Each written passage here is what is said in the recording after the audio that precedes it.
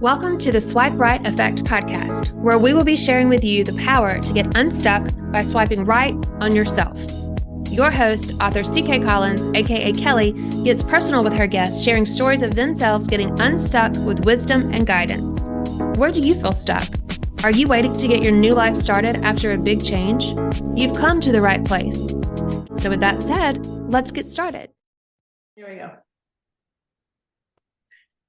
Hi, welcome to Swipe Right Effect. I'm C.K. Collins, also known as Kelly, and I welcome you to the show. Today we have our guest is Allison Morgan. Allison is the founder and CEO of Sensational Kids. She is a pediatric occupational therapist. She's an author. She's an international public speaker and an educational trainer driven to empower youth and the adults that care and serve them. She's very passionate about training educators, parents, mental health professionals, giving them techniques to develop skills such as self-awareness, management skills, compassion, and resilience. And these are all people that work with children. And so she's giving skills to very important people in all of our lives. Allison began integrating yoga and mindfulness into her therapy in 2007. And so she is that all of this is the reason I invited Allison to come on the podcast, but also Allison is participating as a trainer, contributor in our Momentum Effect retreat on November 2nd through 5th here in Rhode Island.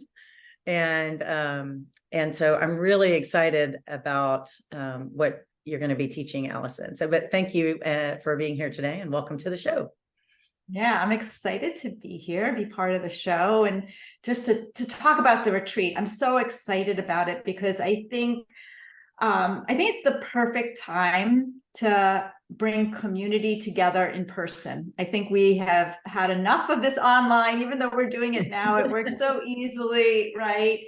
But to actually have a group of people come together for like a deep experience together and to be guided in that is just such a beautiful thing. Really, before COVID, I attended a lot of retreats for myself and my own growth, and I led retreats, and just the difference of what you could accomplish personally in that environment, and for like that amount of time, when you're 24/7 for consecutive days with a group of, and this is a group of women, right, that you have coming to this retreat, just to, support each other, discover our commonality, really discover our differences and our gifts, right. and share them in different ways.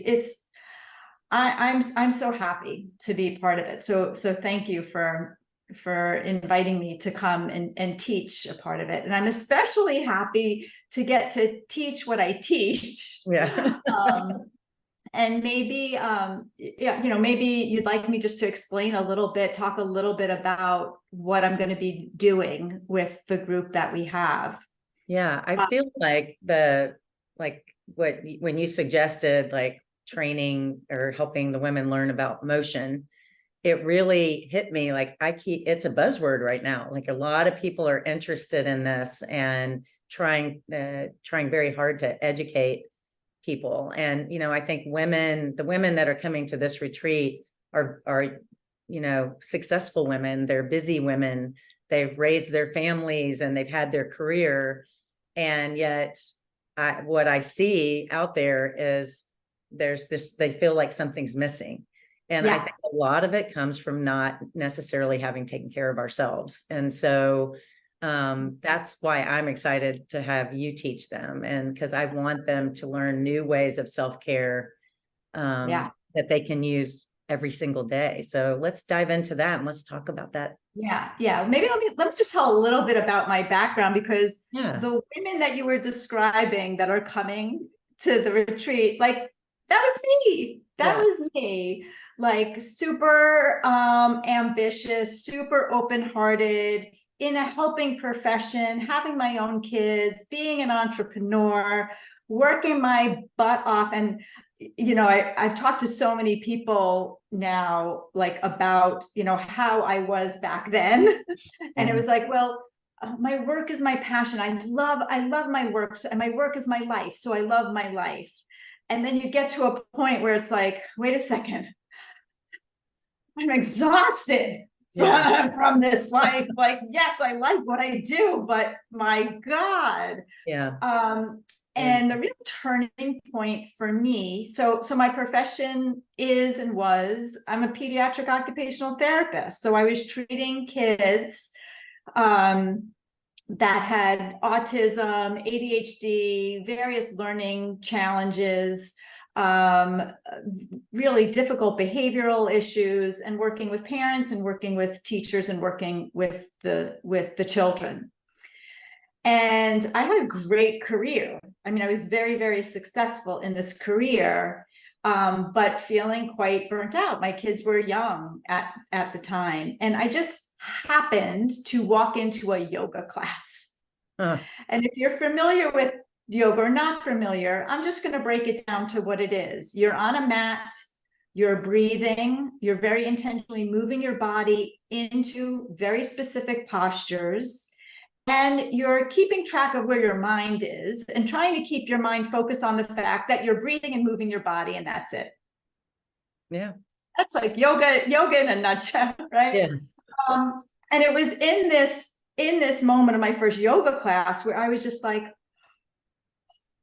I just felt this huge release, as if like I just like dropped all this weight off, and I just had all this clarity in my mind. Like my mind wasn't, what do I need to do? What do I need to do? What comes next? What am I doing after this?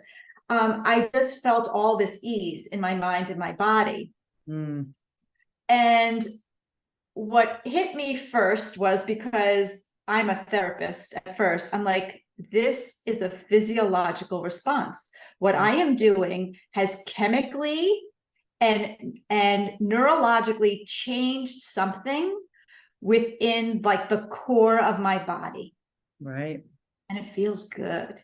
And oh my God, it was fairly easy. Yeah. It was from breathing in this certain way. It was from moving my body in this certain way, and allowing myself to just be present in my body. That was it. That was it. And it just provided me with so much relief. Yeah. What ended up happening from that one experience, I just realized, like, none of the kids that I treated, none of the teachers I work with, and none of the parents that I am helping ever feel this way. We're like all bound up and tight, and we just got to go, go, go, go, go. We have to like work our way through everything. We see all the problems and we want to solve them. Yeah. And I was like, what if it doesn't have to be that hard? What if none of it really has to be that hard? What if I could do all the things that I love to do, but it could feel more easeful? And sometimes we think like what would feel more easeful is like, if you just did what I said, that would be so much easier. If you just put your shoes on before we walk out the door, instead of carrying them to the car and then you're dropping them, like if you just followed the schedule, it would be easier. Like we think of our life being easier when everybody else just follows what we've planned. And as women, we tend to be really good planners, right? Like, and organizers, right? Like just follow it. But the reality is that you can't control everybody, right? You can't control those external circumstances. You cannot control how other people feel, what they say, what they do. The one thing that we really do have full control over when we learn how to do it is ourselves. Right. Just ourselves, about how I feel in this moment, and then the next moment, and then the next moment, and then the next moment.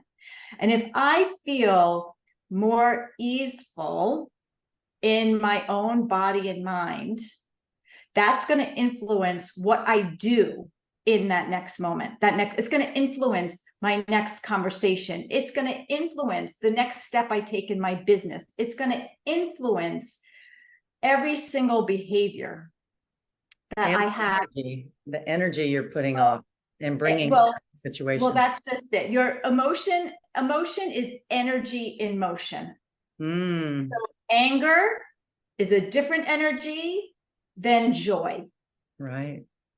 Anxiety is a different energy than excitement. Sometimes they're very close. They feel very close, right? But it's a different energy. So emotion is energy. Emotion is energy in motion. Yeah. I've never heard that. I love that. Yeah. Yeah. And it's a great way to remember it, because sometimes when we're stuck in an emotion, I'm so angry, I'm so pissed off. If you actually remember, okay, this emotion, it's energy. Yeah. It's energy that's moving in my body. But when we learn like all these techniques that I've learned over the last, 15 years are really about moving the energy, and energy is in your body. Energy gets trapped in your body. In fact, there is this great study that did these scans of I don't know how many thousands and thousands of people cross-culturally and across different ages, sexes. And they were able to, I forget the type of machine where they can actually scan the energy of your body, like the heat of your body. And what they found is that every single emotion has a different energetic map. And it's the same in everybody's body, man, woman, old, young. If you live in Russia, if you live in China, if you live in California, Texas, it's a human map. Wow. Of emotion. Anger looks like the same. Anger is all heat right here. And joy looks the same in every person. So now, like joy, it's your energy's all over because it's all flowing. Yeah. But things like overwhelm and anxiety, it's stuck energy. Okay. It's stuck in different places in your body. So how do we fix that, Allison? Yeah. So how well, it's not fix. I don't like to say fix. We're not fixing. We're shifting. And this is what I'm so excited to share with people, because like you said, the motion is like hot on people's radar right now.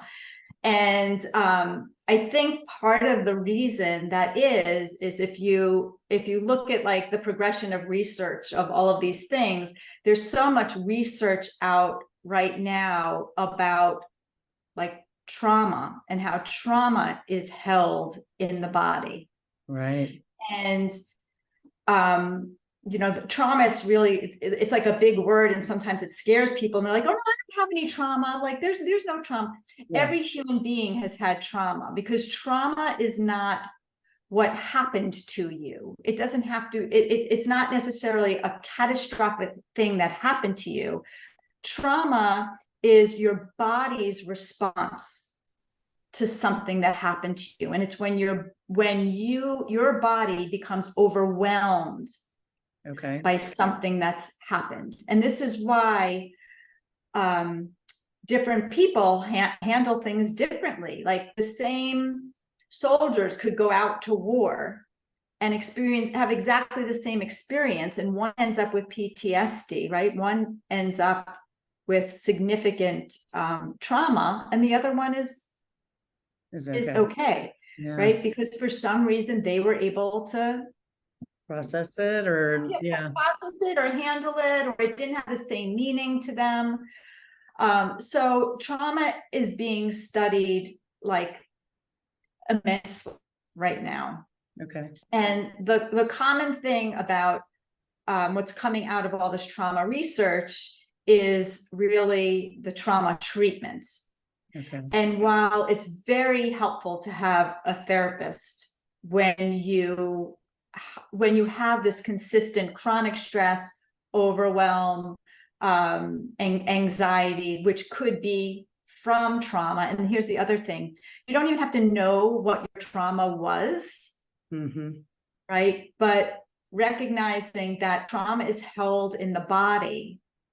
So really the best way to heal from trauma is to get in touch with the body. You have to, and it's, so one way of thinking about it is like moving the energy through your body, but helping your body process whatever it is that it's holding on to. And again, you don't need to cognitively know, right? That you're energetically stuck. But from my experience, if you feel like you're stuck in your life, you're getting overwhelmed, you have a lot of brain fog, you don't really know what to do next, you feel like everything is just like a dead end road, and then you don't know what to do, you're filled with confusion. The energy in your body's stuck. Right. It's stuck somewhere. So what I'm going to be doing as a big part of the session that I'm leading is teaching everybody very simple things that you could do for 2 minutes a day, every day. You could do just in the morning when you wake up, you could do before you go to bed. You could do it, if you're at work and you need a like quick little something like in this bathroom stall, really, really simple but powerful things that they can do to help shift their energy. And in shifting the energy, you start to create different neurocircuitry. So you're not just stuck in that same loop. Because sometimes when we find ourselves experiencing a difficult emotion, like let's just say anxiety, it's usually coupled with a thought sequence. Your mind is and they feed on it. They feed on each other. Yeah. Sometimes we're able to talk ourselves out of it. I have a mantra that I say, or I'm going to talk to like a really good friend and tell them what I'm going through and just like get it out.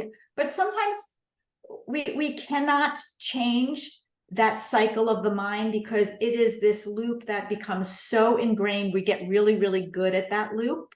Right. But one way that we can like stop it in its tracks is by moving it through the body. Okay. So we could use the body to change the mind. Got it.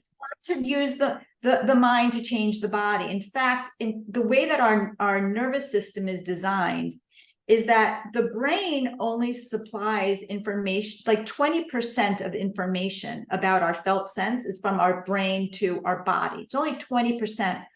But 80% of the messages from our body going to our brain are about our felt sense. So the body is really, really powerful in help shifting the current of our mind. Wow. I've never heard that. That's really cool. I love that. Really cool. It's really, really cool. And it's really profound. There's this researcher called, his name is Robert Sapolsky, and he wrote this paper on how come zebras don't experience stress. Oh my God, I was chased yesterday. What am I gonna do? This tiger wanted to get me. And like zebras don't have, animals in the wild do not have chronic stress. Right. And that's because after a traumatic incident, after something that was intensely overwhelming of a moment, there's something that all animals innately do. Do you know what it is? No. Sleep? No, I have no idea. They shake. Oh. Their whole body. Think of a dog. Right. And that's actually a trauma releasing technique. Right. To just shake, like for 2 minutes. Yeah. Just shake your whole body. Wow. What it does is it gets into every cell of your body to create a release. Wow. Man. And so shaking is one of the motions that works. I do this. I do it with the kids all the time. And if anybody out there has been with an individual that has autism, it's a classic thing that people with autism, they do a lot of shaking. And, from my experience working with like behavior therapists and educators that really want to help kids learn how to fit in and be able to be in a classroom with 20 other kids, one of the things that they really try to extinguish is these moments of shaking. And the unfortunate thing is this is like a coping mechanism for them. And they're so not to if do you it. take that away, then it ends up being, there ends up being something else. But what I started through all this research that I was doing about trauma releasing exercises, they're called TRE, is shaking is a really important skill, activity to do when you're overwhelmed. So what I started doing is when I would see one of my kids start to shake, I would pull them aside and like, let's shake. Let's not just shake our hand, let's shake our whole body. And we would do that just for maybe even just like 30 seconds, whole body. And then they're like, yeah, wow. That's the thing. I mean, you see like when people get stressed out, sometimes they'll like dance, crank the music up and dance it out. It's same thing. Dancing is great. It's another great thing to do. Yeah. However, you need to dance outside of your typical pattern of dance.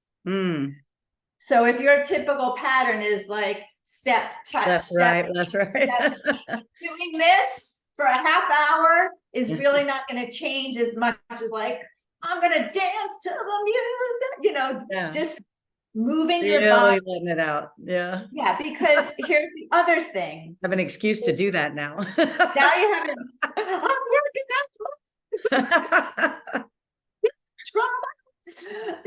out. Yeah, because just like we have patterns of thought, we have patterns of how we use our body. So I remember, you're familiar with Jim Quick? So he's a big learning specialist on Mind Valley. He's worked with millions of people of teaching them how to boost their ability to remember things. But what he says is you have to use your body in a different way than is typical in order to start opening up different neural circuits. So like if you brush your teeth every morning with your right hand, brush your teeth with your left hand. Yeah. And that will actually change how you think during the day because you're opening up different neural channels. Okay. I'm gonna have to do that tonight. I'm gonna have to try that. That's it. So note to self, brush teeth. Exactly. With opposite hand. Left hand. I'm so right-handed. That would be a challenge. I'm gonna do it. So you're using, what is another example of how you could use motion besides the shaking and the dancing? Yeah. There's also things, just to give our own body care, things like taking in a deep breath and then crossing your arms and giving yourself a hug and even saying to yourself, I love you. Yeah. I love you. And then swiping down your arms. And then you do it again with the other arm on top and you give yourself a hug and swipe. Yeah. Also things where you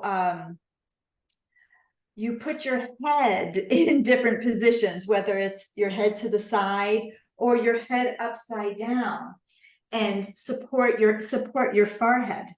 Like this is a really great pressure point for releasing tension. Okay. Wow. There's also they're pretty simple. Like they're simple. You can do them in a chair. Yeah. You could stand, you could sit on the floor.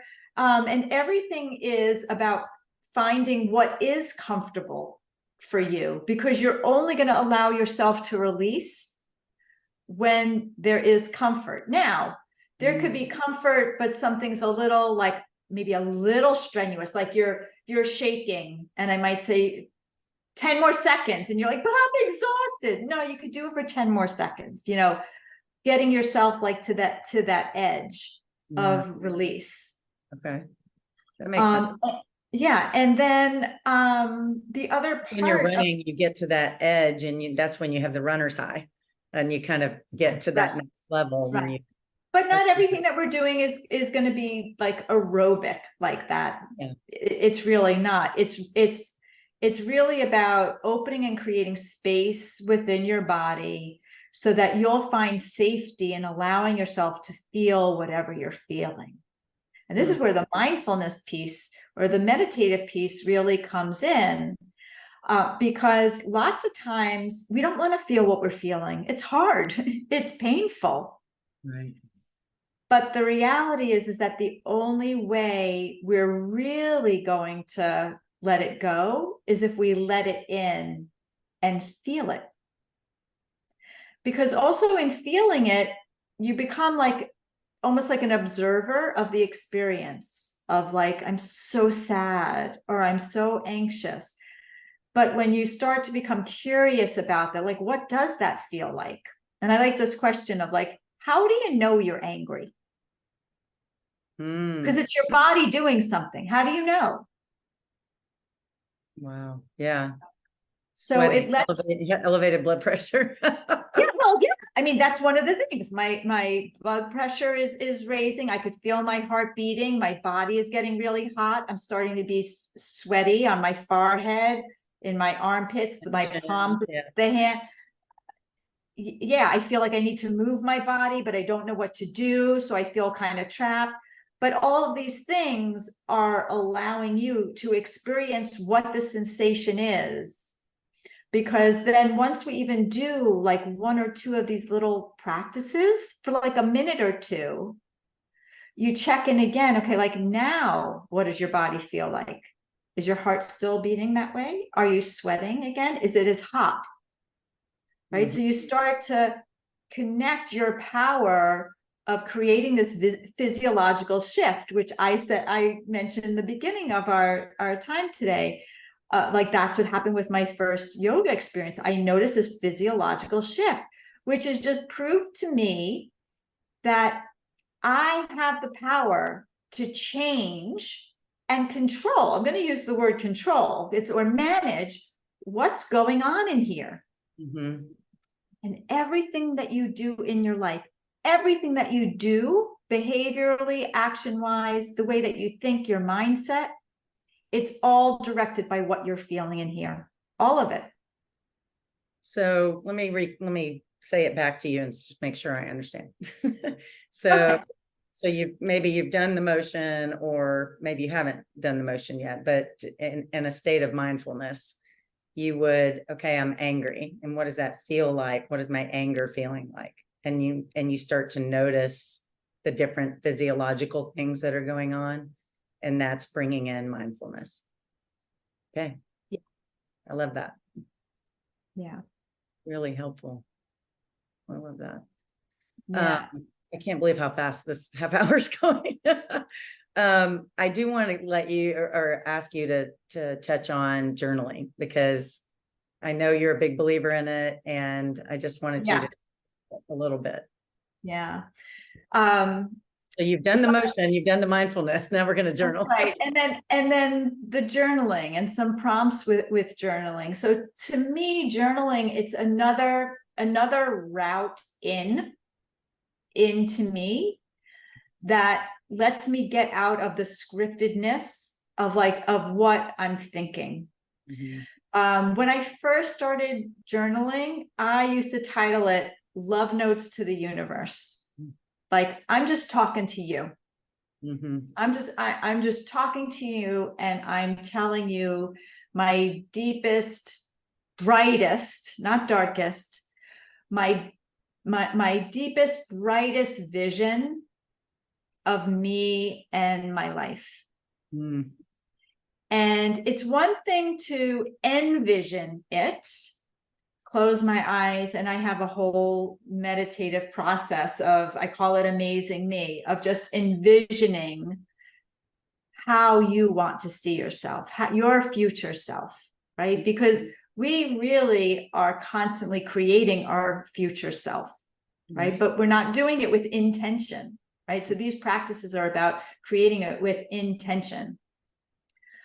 So journaling provides another way of, when you're putting it from here and here onto your paper, it's like scripture. I mean, you are, it's like a contract almost with what you're seeing, what you're truly wanting to get you a step closer. Yeah. And the thing that I love about journaling, again, I love the meditative and mindful practices that you could do to envision, but it's very easy to forget those thoughts. Yeah. But when you write them down, number one, it slows down your process of envisioning. And it allows you to be very mindful in the words that you choose. So sometimes when you start journaling, you start like just writing things that you don't want, or things you just want to get rid of, or I don't like this, and then this happened, and and you get to see it and notice like the train that you're on. Yeah. And it gives you the opportunity to, whoa, wait. This is about like what I really want for my future, or the truth about who I know I am, but I want to come to the surface more. I don't want it to be hidden. Like those juicy, great, brilliant parts of me, I don't want them to be hidden anymore by the shame or the guilt or fear, all of those things. I want them to come out to the surface. So it's sort of like, there's me, there's my journal, and there's you.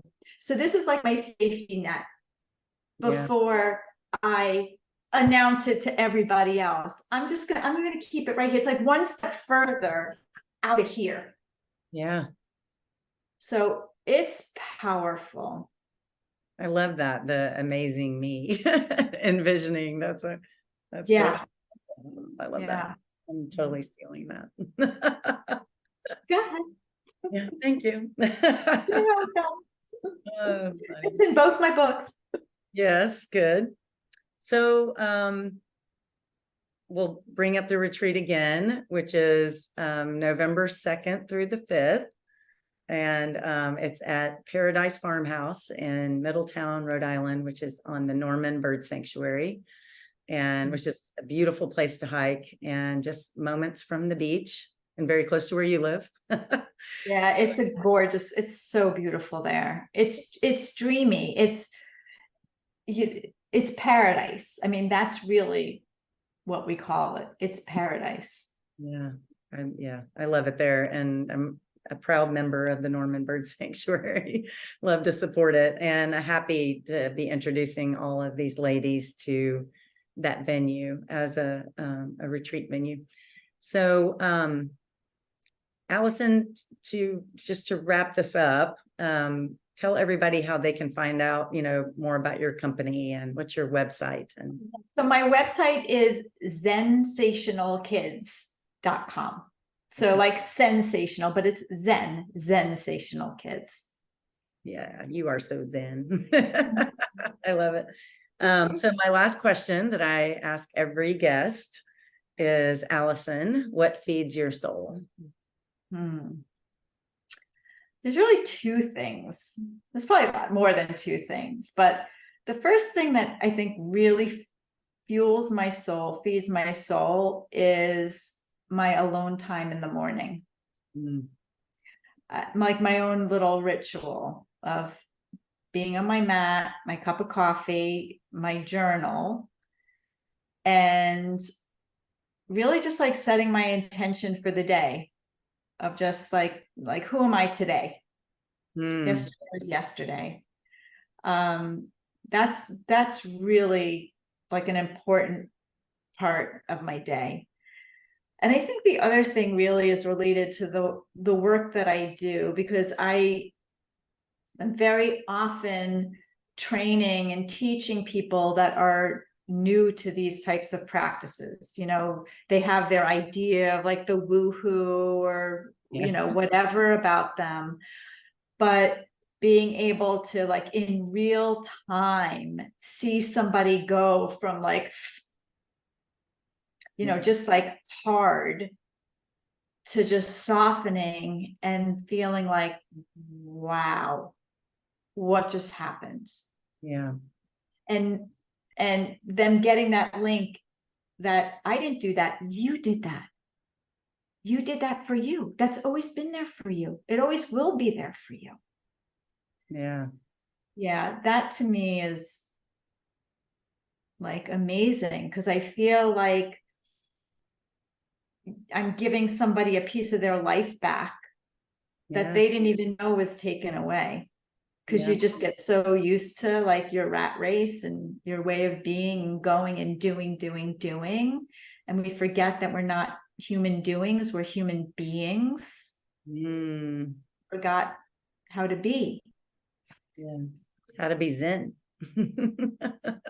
I do agree that many people have not been exposed to this way of thinking and these tools.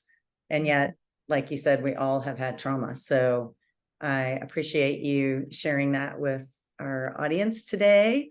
And I cannot wait to experience your class at the retreat myself. I'm very excited about it. Yeah, I'm excited too. So thank you. Thank you for letting me be on here and share. And I hope that this helps somebody in some way. Yeah, me too. That's the goal. Cool. So thank you, listeners, for joining us today, and we'll see you next Wednesday. Kelly's book is available on Amazon and through your local bookstores. Look for the Swipe Right Effect, the power to get unstuck. Kelly's interviews with 10 friends from around the world unlock powerful truths to getting your new life started.